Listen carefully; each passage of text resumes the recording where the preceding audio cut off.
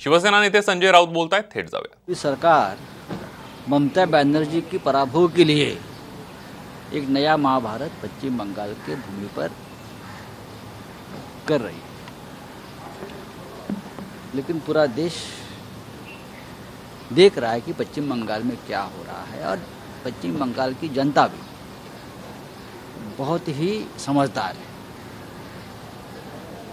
हम लोग यहाँ से भी देख रहे हैं पश्चिम बंगाल में क्या हो रहा है। नंदीग्राम में ममता जी की जीत 100% तय है, हमने आज सुबह जानकारी। ठीक है, बहुत बड़ी फाइट है, लेकिन ममता जी निकल जाएगी। ममता जी ने एक पत्र लिखा है सोनिया जी को और सारे विरोधकों को कि भाजपा जिस तरह से लोकशाही पर आघात कर रहा है, आक्रमण कर रहा है, उसके खिलाफ हम सबको एक आना होगा। देखिए, इस देश में लोकतंत्र पर हमेशा आघात होते आए, ये पहली बार नहीं। अगर किसी को लगता है कि पहली बार आघात हुआ है, ऐसा नहीं है। इस देश में लोकतंत्र पर हमेशा आघात होते रहे हैं और इस आघात के खिलाफ जनता, इस देश के विरोधी दल लड़ते आए हैं। इसीलिए तो इस देश का लोकतंत्र हमेशा जिंदा रहा। हमेशा अगर आप इमरजेंसी की बात करते हो या और किसी बात करते हो, तो ऐसे प्रसंग तो बहुत बार आए हैं। ममता जी ने जरूर एक पत्र इस देश के सभी विरोधी दलों को लिखा है कि एक साथ आकर एक मजबूत संगठन बनाना चाहिए। अब उस बारे में हम सब सोचेंगे। उद्धव जी को भी लेटर आया है, शरद पवार साहब को आया है, सोनिया गांधी जी को भी आया है। ये सब बड़े नेता हैं, इस देश के विरोधी दल की राजनीति में बहुत बड़े मायने रखते हैं। मुझे लगता है ममता जी ने एक पहल शुरू की है और उस बारे में सबको सोचना पड़ेगा। जेपी नड्डा इन्होंने कहा है कि जिस तरह से ममता जी ने लेटर लिखा है वो यही दिखाता है कि जेपी नड्डा यही दिखाता है कि उनकी नौका भी डूबने वाली है। देखिए, जेपी नड्डा जी बीजेपी के राष्ट्रीय अध्यक्ष हैं, बहुत ही समझदार नेता है। मैं मानता हूँ उनको, बहुत ही सहज सरल भाषा में अपनी बात रखते हैं।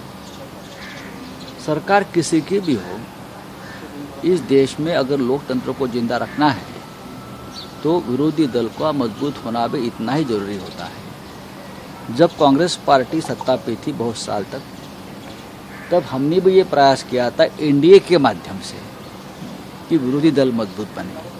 तो विरोधी दल को इस तरह से नीचा दिखाना एक अच्छे लोकतंत्र का लक्षण नहीं है।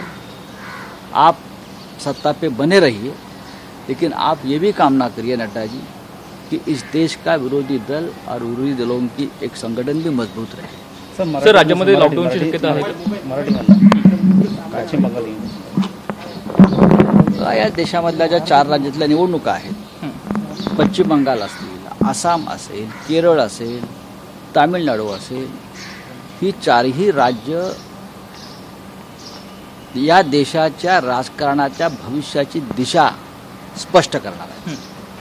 खास करून पश्चिम बंगाल आणि आसाम, केरळ आणि तामिळनाडू हे दक्षिणेतल्या राज्यात काय होईल याचा अंदाज आपण बांधू शकतो। पण आसाममध्ये माझ्या माहितीप्रमाणे भारतीय जनता पक्षाचं राज्य जरी असलं तरी काँग्रेस पक्ष तिकडे तगडी फाईट देतो आहे। पश्चिम बंगालमध्ये भारतीय जनता पार्टीने संपूर्ण ताकद जरी उतरवली असली तरी ममता बॅनर्जी ही एकटी वाघीण सगळ्यांना पुरून उरलेली आहे, हे चित्र स्पष्ट दिसतं आहे। त्याच्यामुळे ह्या निकालानंतरच देशाचं राजकारण कोणत्या दिशेने जात आहे, विरोधी पक्षांच्या नव्या आघाड्या स्थापन होऊन ते कोणती भूमिका घेत आहेत हे स्पष्ट होईल। सर, राज्यात लॉकडाऊनची परिस्थिती आहे, बरंच राजकारण चाललंय, बरंच विरोध आहे। मला असं वाटतं की लॉकडाऊन किंवा करोना आपण बघितलं की या सगळ्यामध्ये आसाम आणि पश्चिम बंगालमध्ये ज्या निवडणूक मतदान सुरू आहे या संदर्भामध्ये संजय राऊत यांनी प्रतिक्रिया दिलेली आहे की ममता बॅनर्जी यांचा पराभव करण्यासाठी पश्चिम बंगालमध्ये भाजपनं महाभारत सुरू केलेलं आहे। भाजपच्या एवढ्या सगळ्या नेत्यांना ममता बॅनर्जी पुरून उरले असल्याचं सुद्धा संजय राऊत म्हणाले।